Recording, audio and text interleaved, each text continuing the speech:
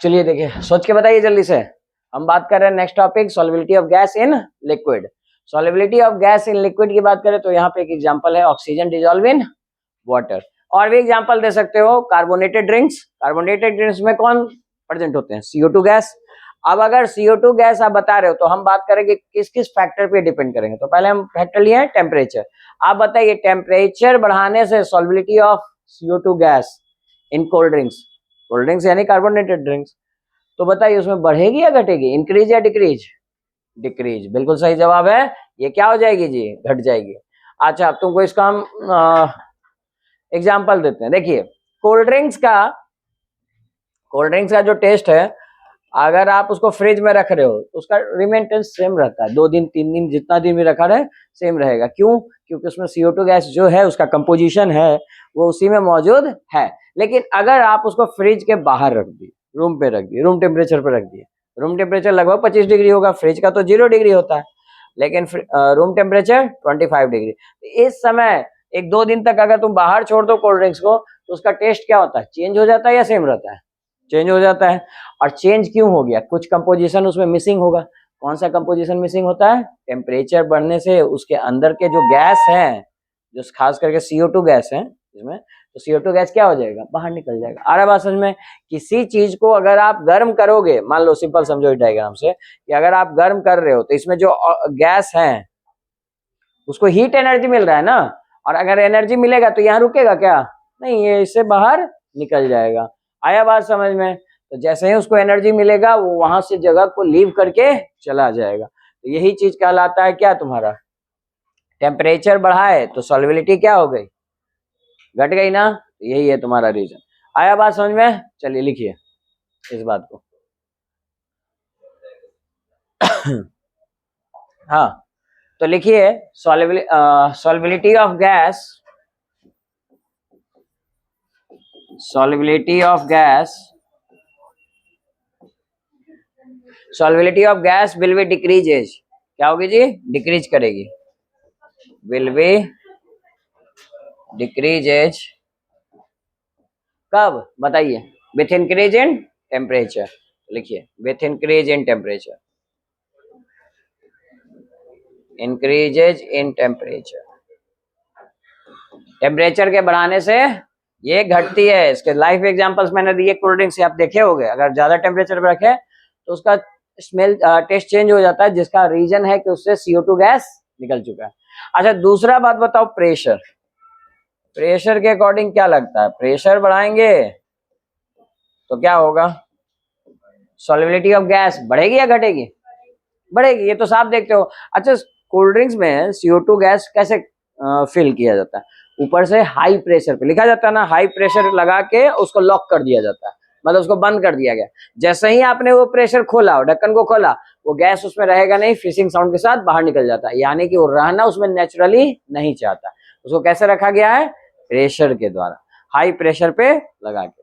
तो यानी कि प्रेशर के बढ़ने से सॉल्युबिलिटी ऑफ गैस बढ़ेगी या घटेगी? इंक्रीज, है ना। तो लिखिए प्रेशर के बढ़ने से सॉल्युबिलिटी ऑफ गैस क्या होती है जी? बढ़ती है सॉल्युबिलिटी ऑफ गैस। क्योंकि कोल्ड ड्रिंक्स में हाई प्रेशर पे आपका सारे गैस को कोल्ड ड्रिंक्स के अंदर यानी CO2 गैस को फिल किया जाता है। कोई दिक्कत किसी को? प्रेशर के ये डायरेक्टली प्रोपोर्शनल और टेम्परेचर के इनवर्सली प्रोपोर्शनल, ठीक है। और प्रेशर के टर्म को ही, सॉल्युबिलिटी ऑफ गैस के टर्म को ही एक्सप्लेन किया था किसने? हेनरी ने। तो यहाँ पे हम पढ़ेंगे हेनरी लॉ, इसी में आएगा आपका हेनरी लॉ। चलिए लिखते हैं इसको, यहाँ तक लिखिए पहले।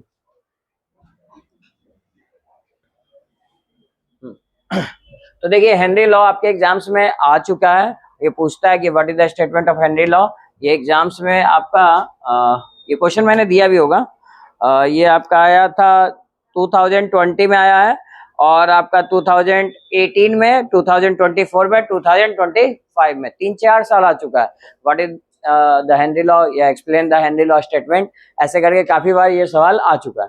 तो आप लिख लो कि केवल 2 से 3 मार्क्स में आ सकता है, ठीक है। पहली बात, इस पर न्यूमेरिकल भी आते हैं, वो क्या आते हैं देखिए समझिए। तो इन्होंने बोला क्या कि भाई प्रेशर आप बढ़ाइएगा प्रेशर बढ़ाइएगा तो सॉल्विटी ऑफ गैस बढ़ेगी। तो यही तो बात बोला, partial pressure of gas is directly proportional to the mole fraction of gas. इस सॉल्विलिटी को उन्होंने टर्म किसका दिया, मोल फ्रैक्शन। तो आप मोल फ्रैक्शन ऑफ गैस के डायरेक्टली प्रोपोर्शनल होगा। अब बताइए पार्शियल प्रेशर ऑफ गैस को हम ऐसे लिखते हैं पी गैस। ये पी किसको रिप्रेजेंट कर रहा है, partial pressure of gas is directly proportional को ऐसे लिखते हैं, ठीक है। अब मोल फ्रैक्शन को किससे लिखते हैं, एक्स से पढ़ के आओ ना, और ये रहा गैस। बोलो कोई दिक्कत, इसको पूरा पढ़ेंगे, partial pressure of gas directly proportional to mole fraction of gas. याद हुआ, ये छोटे से स्टेटमेंट से भी याद रख सकते हो। In the solution is called, क्या कहेंगे उसको, हेनरी लॉ। तो ये रहा तुम्हारा हेनरी लॉ। अब एक बात बताओ, जब भी प्रोपोर्शनलिटी साइन आती है तो उसको हटाते हैं ना किसी कांस्टेंट की मदद से। तो यहाँ पे एक कांस्टेंट लेंगे, लिखिए इस कांस्टेंट को कहेंगे के एच नाम होगा हेनरी कांस्टेंट। ये है तुम्हारा हेनरी लॉ का इक्वेशन। 2 से 3 मार्क्स का आएगा, स्टेटमेंट लिखना और ये इक्वेशन लिखना, आपको पूरे मार्क्स मिल जाएंगे। और यहाँ पे लिखिए कि इस पे फर्स्ट टाइप का क्वेश्चन आएगा, किस पे, हेनरी लॉ पे, इस फॉर्मूला पे आएगा क्वेश्चन, ठीक है। तो यही आपका हेनरी लॉ स्टेटमेंट कहलाता है और हेनरी लॉ हो गया इक्वेशन। और इसके बाद इन टर्म्स के बारे में भी लिख लो, जैसे एग्जाम में ये थोड़ा लिखा करना पहले तो, वेयर पी गैस क्या कहलाएगा जी, अभी हमने बोला, लिख लीजिए पार्शियल प्रेशर ऑफ गैस।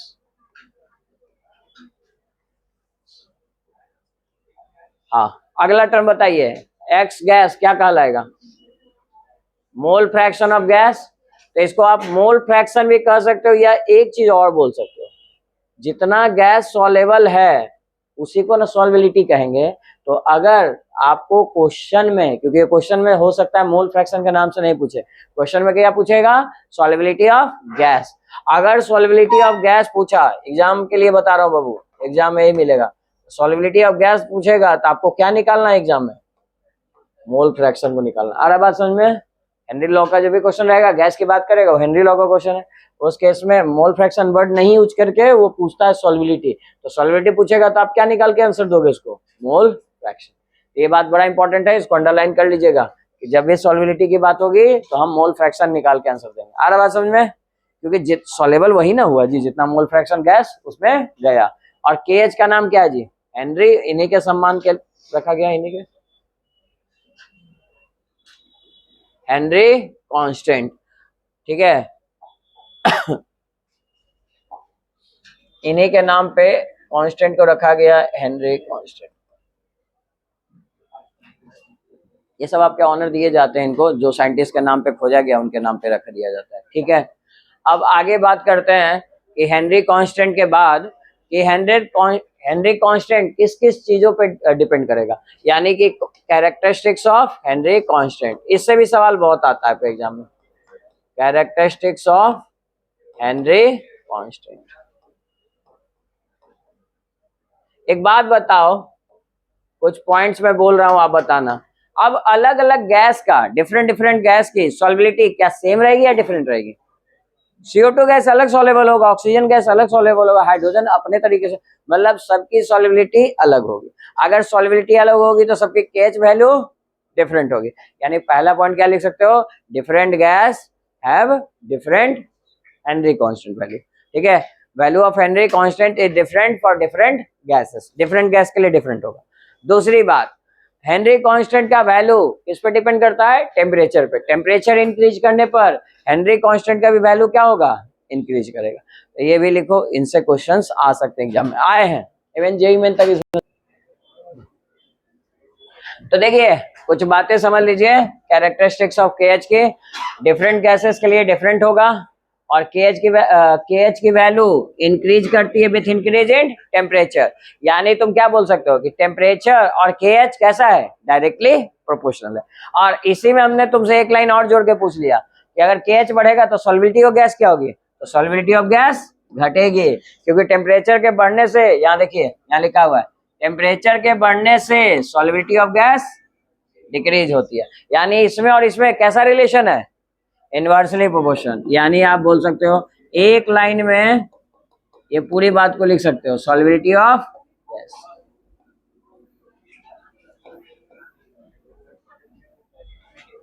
बोलो ये बात समझ में आया? कोई दिक्कत किसी को? तो थर्ड पॉइंट में आप क्या लिखोगे? थर्ड पॉइंट में हम तुमसे पूछे सॉल्युबिलिटी ऑफ गैस इंक्रीज या decrease with the increase of value of KH। KH की वैल्यू बढ़ने से बताओ, वैल्यू ऑफ KH इंक्रीजेज, तो सॉल्युबिलिटी ऑफ गैस क्या होगी? Decrease. Value of KH increases then solubility of gas decreases. आप इस बात को लिख लो, solubility of gas decreases with increase in KH। KH का वैल्यू इंक्रीज करेगा, KH का वैल्यू इंक्रीज करेगा तो सॉल्युबिलिटी ऑफ गैस क्या होगी? डिक्रीज। इस बात को ध्यान पूर्वक समझिए, ये बहुत इंपॉर्टेंट क्वेश्चन है और यहाँ से क्वेश्चन जरूर आते हैं ऑब्जेक्टिव एग्जाम में, मार्क कीजिए इसको।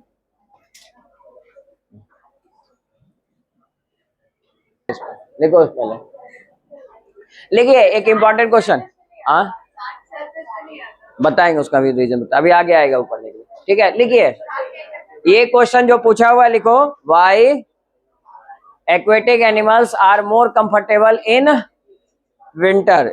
विंटर यानी कोल्ड वाटर। तो लिखो एक्वेटिक एनिमल्स, आंसर ही डायरेक्ट लिख लो, aquatic animals are more comfortable, लिखो जी, aquatic animals are more comfortable in cold water। aquatic animals are more comfortable in cold water because solubility of gas increases with decrease in temperature। solubility of gas increases with decrease in temperature। देखो जैसे जैसे temperature बढ़ रहा है तो solubility of gas घट रही है, लेकिन उल्टा जैसे जैसे ये टेम्परेचर घटेगा solubility of gas, oxygen gas बढ़ेगी। तो इस कारण से एक्वेटिक एनिमल्स किसमें ज्यादा कंफर्टेबल होगा? कोल्ड वाटर में, यानी विंटर टाइम में ज्यादा कंफर्टेबल होता है as compare to summer time या वार्म वाटर या हॉट वाटर। आया बात समझ में? लिख लोगे ये क्वेश्चन का आंसर, एग्जाम में लिख लीजिएगा इस तरह से आंसर। कोई दिक्कत है किसी को? नहीं ना? अब आइए इस पे जो क्वेश्चंस पूछे गए हैं आपके एग्जाम्स में, देखिए कुछ क्वेश्चंस पूछे गए हैं उसको हम लोग करते हैं। बताओ आंसर, जल्दी बताओ इसका आंसर। यहाँ लिख सकते हो, ये CBSE बोर्ड में पूछा गया 2023 में, 2023। KH वैल्यू इंक्रीज करेगी किससे? टेम्परेचर से। अभी पढ़े ना जी, टेम्परेचर के क्या होता है? Directly proportional. तो अगर KH का वैल्यू इंक्रीज करेगा तो टेम्परेचर भी क्या होगा? इंक्रीज। कौन सा ऑप्शन? बोलो कोई दिक्कत? समझ में आया? ठीक है, तो ये इसी लाइन से ऑब्जेक्टिव ये निकाला है कि नहीं, पिछला क्वेश्चन, ठीक है, यही से निकाला इससे आपका। तो इसमें कोई डाउट नहीं ना? तो आप ये लिख सकते हो, ऑब्जेक्टिव पूछ सकता है। आगे आइए next question, the value of Henry constant. हाँ ये दूसरे गैस के टर्म में पूछा। बताइए, आपने पढ़ा है के की वैल्यू किससे बढ़ती है? टेम्परेचर के बढ़ने से बढ़ती है, और अगर टेम्परेचर बढ़ रहा है, KH बढ़ रहा है, तो सॉल्युबिलिटी ऑफ गैस क्या होगी? हाँ तो बताइए आंसर कौन सा होगा? Solubility of gas decrease. तो यहाँ पे देखो तो टेम्परेचर क्या है, नहीं KH की बात क्या है, KH का वैल्यू अगर ग्रेटर होगा, हाँ कौन सा आंसर सही है बताइए सोच के।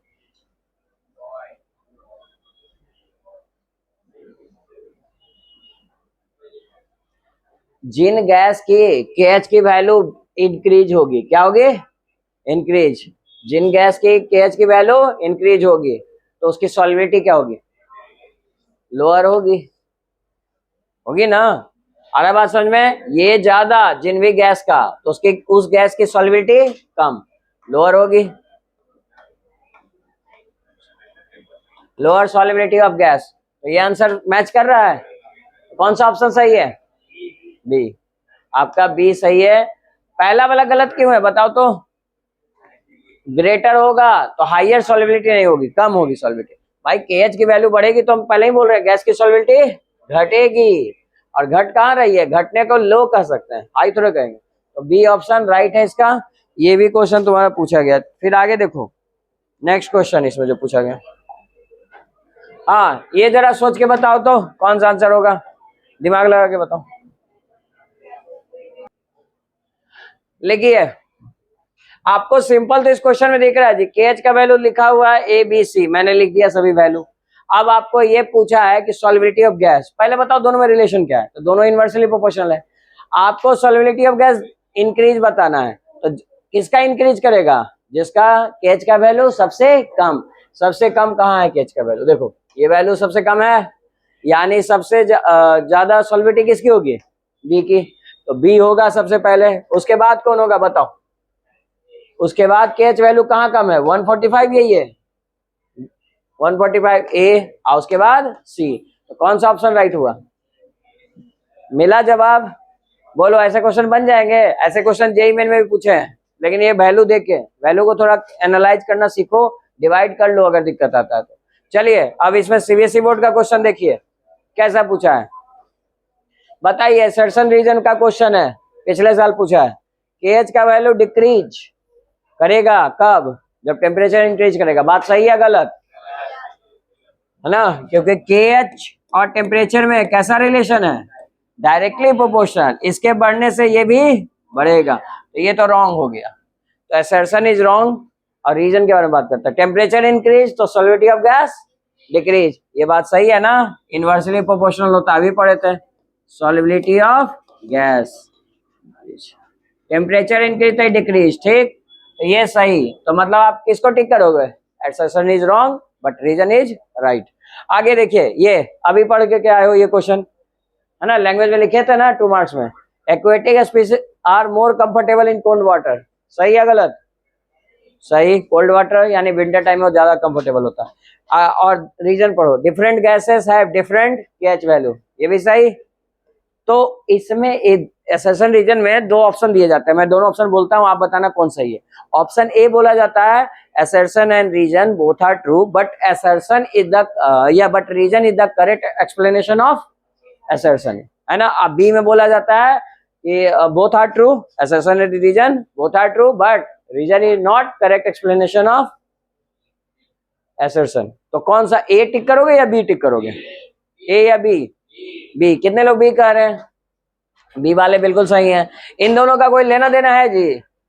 KH के वैल्यू से इसका क्या लेना देना है? यहाँ किसका लेना देना है बताओ? कोल्ड वाटर के सेंस में किसका लेना देना है? टेम्परेचर का। अगर टेम्परेचर देता तो सही रीजन होता, KH के वैल्यू से लेना देना उसका नहीं था। आया बात समझ में? यानी आप इसमें ऑप्शन कौन सा टिक करके आइएगा? बी। किताब खरीदिएगा उसमें 4 ऑप्शन दिया रहेगा, ठीक है।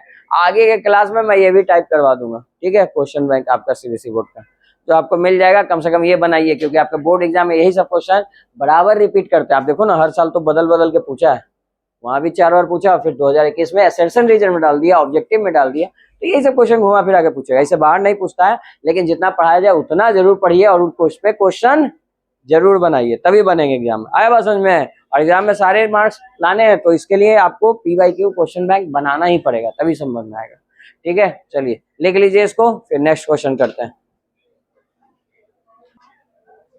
चलिए देखिए, calculate the solubility of gas, और यहाँ पे प्रेशर दे रखा है, आपको क्या निकालना है? सॉल्युबिलिटी मैंने बोला था मोल फ्रैक्शन को ही कहते हैं, ठीक है। मोल फ्रैक्शन ऑफ गैस यानी मोल फ्रैक्शन ऑफ CO2 गैस क्या लिखोगे? PCO2 by KH। बताओ PCO2, पार्शियल प्रेशर दिया हुआ है 760 डिवाइडेड बाई KH की वैल्यू क्या है? 1.25 इंटू 10⁻⁶। क्या ये सॉल्व कर सकते हो? इसमें क्या ही दिक्कत है जी, 760 को रहने दीजिए, ये डेसिमल हटाएंगे तो ऊपर क्या जाएगा? 100 आएगा, और 125 रहने दीजिए, और ये 10 ऊपर जाएगा तो क्या हो जाएगा? -6। अब ये इसको इससे डिवाइड कर सकते हो ना, चलो डिवाइड करो, डेसिमल में कुछ वैल्यू आएगा, और क्या। चलिए फाइनल आंसर बताइए कितना आएगा, और कितने लोग का आ गया वो भी बताओ। ठीक है लिखो। देखिए सुन लीजिए, उसके बाद बात कर लेंगे। यहाँ पे आउटसाइड द सी प्रेशर, ध्यान दो इधर, प्रेशर कम और इनसाइड द सी प्रेशर ज्यादा। जब आप सिलेंडर टैंक में लेके जाओगे तो ये कंपोजिशन मिला होता है, तो नाइट्रोजन गैस भी इनसाइड द ब्लड वेसल में गया, और फिर जब आप बाहर जाओगे तो प्रेशर क्या हुआ, कम हुआ, तो क्या होगा, गैस क्या होगा, फ्लश आउट। और गैस जब तुम्हारा फ्लश आउट होगा तो साथ में क्या बनेंगे, बबल्स, तो क्रिएट बबल्स, आप इसको लिख सकते हो, क्रिएट बबल्स। और उसी को क्या कहते हैं मेडिकल की भाषा में, बेंड। क्या कहते हैं उसको, बेंड। अब अगर इसको बेंड कहते हैं तो एक बात बताइए कि अगर इसको बेंड कहेंगे तो इसको रोकना है बनने से, क्योंकि ऑक्सीजन के सप्लाई को ये रोक देता है। इसीलिए इसमें हम क्या मिलाते हैं, हीलियम गैस।